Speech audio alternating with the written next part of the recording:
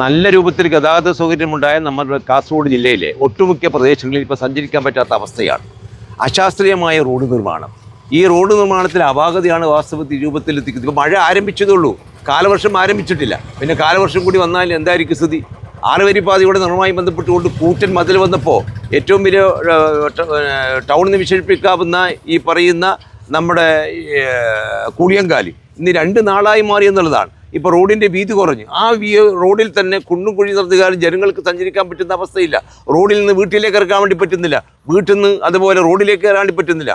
ക്വാർട്ടേഴ്സൊക്കെ തന്നെ ആളുകൾ വരാതെ കണ്ട് ഒഴിഞ്ഞു കിടക്കുന്നു, അതിന് ടാക്സ് കൊടുക്കുകയും വേണം. അപ്പോൾ ഈ രൂപത്തിലുള്ള അശാസ്ത്രീയമായ റോഡ് നിർമ്മാണവുമായി ബന്ധപ്പെട്ടുകൊണ്ട് ആരാണോ ഇതിൻ്റെ ഉത്തരവാദി? കോൺട്രാക്ടർ ആണെങ്കിൽ കോൺട്രാക്ടറെ കരിങ്ങിൽ പട്ടികയിൽ ഉൾപ്പെടുത്തി ഇതിന് പരിഹാരം കണ്ടേ മതിയാകൂ. കലക്ടർ സന്ദർശിക്കണം, ജനപ്രതിനിധികൾ സന്ദർശിക്കണം. ഈ രാജ്യത്തിൽ ജനങ്ങൾക്ക് യഥേഷ്ടം ജീവിക്കാനുള്ള സൗകര്യം ഉണ്ടാക്കി കൊടുക്കണമെന്നാണ് ഈ നാട്ടിലെ ജനങ്ങളുടെ ആവശ്യം. നിർമ്മാണം പുരോഗമിക്കുന്ന ദേശീയപാതയിൽ വിള്ളലും സർവീസ് റോഡ് ഇടിഞ്ഞു വീഴുന്നതും കനത്ത ആശങ്കയ്ക്കാണ് ഇടയാക്കുന്നത്. കല്യാൺ റോഡിൽ സർവീസ് റോഡിന്റെ ഒരു ഭാഗം ചൊവ്വാഴ്ച രാവിലെയോടെയാണ് ഇടിഞ്ഞു വീണത്.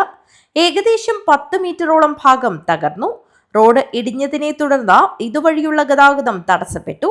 വൈദ്യുത തൂണുകൾ മാറ്റി സ്ഥാപിക്കാത്തതിനാൽ ഇവിടെ സർവീസ് റോഡ് നിർമ്മാണം പൂർത്തിയാക്കാൻ കഴിഞ്ഞില്ലെന്നാണ് കരാർ കമ്പനി പറയുന്നത്. ഇവിടെ ഓവുചാൽ നിർമ്മാണവും പൂർത്തിയായിട്ടില്ല.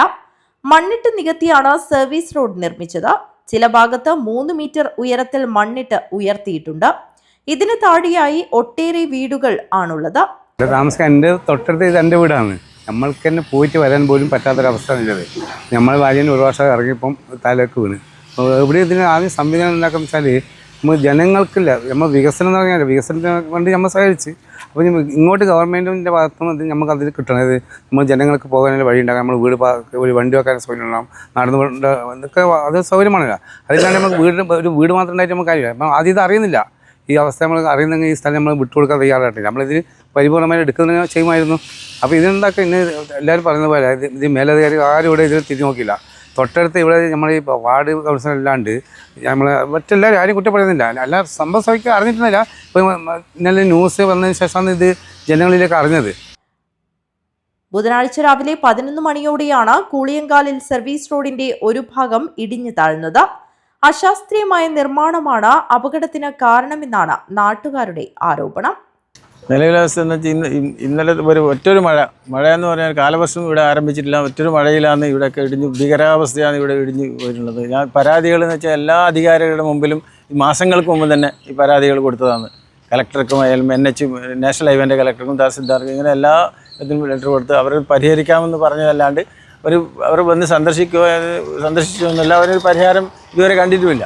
അതുകൊണ്ട് തന്നെ ഇതിന് പ്രധാനമായിട്ട് ഇപ്പോൾ ഇവിടെ ചെയ്യേണ്ടത് റിട്ടേണിംഗ് വാൾവും അതുപോലെ തന്നെ ഡ്രെയിനേജും അതില്ലാത്തടത്തും കാലം ഇങ്ങനെ ഒരു റോഡ് ഉണ്ടാക്കിക്കൊണ്ട് യാതൊരു പ്രയോജനമില്ല എന്നാണ് ഇവിടെ നിങ്ങൾക്ക് പറയാനുള്ളത്. ഞങ്ങളും വീട്ടിൽ നിന്ന് നിങ്ങൾക്ക് തന്നെ കാണുന്ന അറിയില്ല, നിങ്ങൾക്ക് തന്നെ അറിയാൻ പറ്റുന്നതല്ലേ. ഒരു സൈക്കിൾ വരെ വെക്കാൻ വേണ്ടിയിട്ട് പറ്റത്തില്ല.